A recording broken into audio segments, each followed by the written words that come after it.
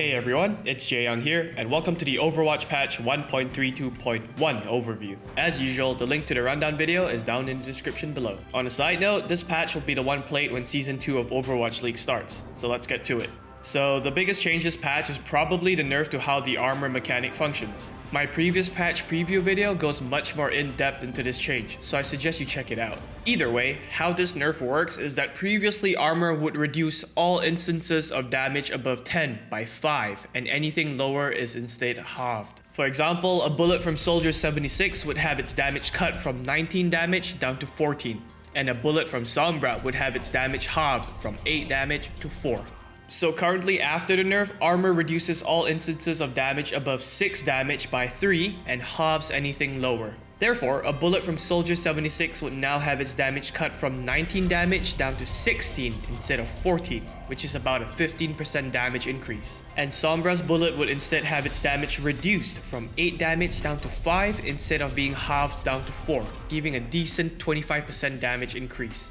And if we take headshots into consideration, heroes like Reaper, Roadhog, and Tracer also experience a decent increase in damage against armor. This change will greatly affect the tanks with their own natural armor, such as Orisa, D.VA, and Reinhardt, who will find themselves a tad bit more vulnerable. And while yes, all heroes will be able to do more damage versus the nerf armor, some will be able to benefit from this change more than others. Hammond is an example that gets a whopping 40% increase in damage when damaging enemy armor while headshotting. So this change as a whole slightly weakens tanky compositions like Goats and its variants and gives a few heroes a little bit more breathing room to deal damage. Moving on to heroes, Brigitte has once again received a nerf. Her ultimate ability Rally now has a maximum duration of 30 seconds. What this means is that 30 seconds from the moment Brigitte first activates her ultimate, the armor provided will start to decay away. The decay happens at the same rate as the armor gain, which is 15 armor every half a second. It's an ultimate that is particularly strong when paired with heroes such as Zenyatta and Zarya that are able to layer their personal shields over the armor. Rally would normally be used between fights in order to fully armor allies in anticipation of the next battle, or be used right before a fight happens, forcing the enemies to engage with a team that has a constant armor generator. So this nerf puts a tighter leash on how flexibly Rally can be used, plus allies with shield health can no longer keep their extra armor protected. Sure, this is a pretty significant nerf, but overall Brigitte is still going to be a pretty healthily viable hero, so don't worry too much about it. While on the topic of nerfs, the next one is one that I'm surprised hasn't come sooner. D.VA's defense matrix has been nerfed, upping the cooldown of the ability from 1 second to 2. Now, it's pretty universally accepted that D.VA is one of, if not the best hero in the entire game. She simply checks all the boxes way too well. She's tanky, she has decent burst damage when needed, amazing horizontal and vertical mobility, a pretty decent ultimate, and she also scales incredibly well with a player's game sense and mechanical skill. And to top it all off, she also has her defense matrix, which is similarly one of, if not the best ability in the game. The fate of so many team fights live or die on the usage of defense matrix. Whether it's shutting down a successfully primed Deadeye, completely nullifying a rocket barrage, or eating up a graviton surge, there's a huge amount of outplay potential when using the ability well. So this change is a huge buff to the aforementioned heroes that are forced to play around D.VA's defense matrix. As for how this potentially affects her playstyle, the new cooldown rewards players that play it smart with their matrix usage. The previous 1 second cooldown was pretty damn liberal, allowing players to constantly flicker their matrix on and off in the general direction of their enemy to catch them out.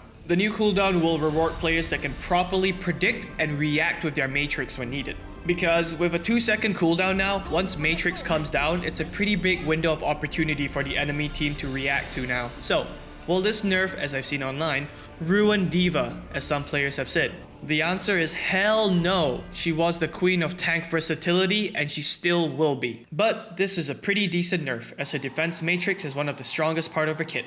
Moving on from the nerfs, Reaper has received a buff once again to his passive lifesteal. He now receives healing from 50% of his damage dealt, up from the previous 30%. So, Reaper's shotguns deal a maximum of 140 damage if you land all the pellets, which, unless you're shooting at big bodies, is kind of rare. Regardless, it's still a decent amount of healing even if you do miss out on a few pellets. And activating his Death Blossom now heals him for 85 HP a second per target caught in it, which is a little more than being pocketed by both a Mercy Beam and Zenyatta Orb. and managing to drop in on 4 or more enemies effectively gives you Zenyatta's transcendence in terms of healing. But honestly, Reaper is still going to suffer from the same difficulties that he had before, such as being able to close the gap between him and his targets without being killed. Additionally, with the amount of disruptive abilities in the game right now, most of the time it was never about out-damaging Reaper's healing when he was in Death Blossom, but instead about stopping it short. Honestly, this buff will be felt the most in the lower ranks where team coordination isn't as good, which allows Reaper to thrive in the chaos.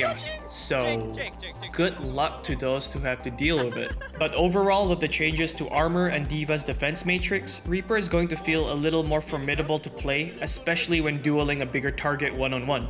And lastly, happy Lunar New Year in advance to everyone watching. The Overwatch Lunar New Year event returns from 24th of January to 18th February. And while that's cool and all, I want to remind everyone that Season 2 of the Overwatch League begins on the 14th of February. As said before, it will be played on this very patch. So if you've no plans on Valentine's Day, I strongly suggest you give it a watch. It'll be a blast. Anyway, thanks everyone for watching, and take care everyone, and happy Lunar New Year in advance once again.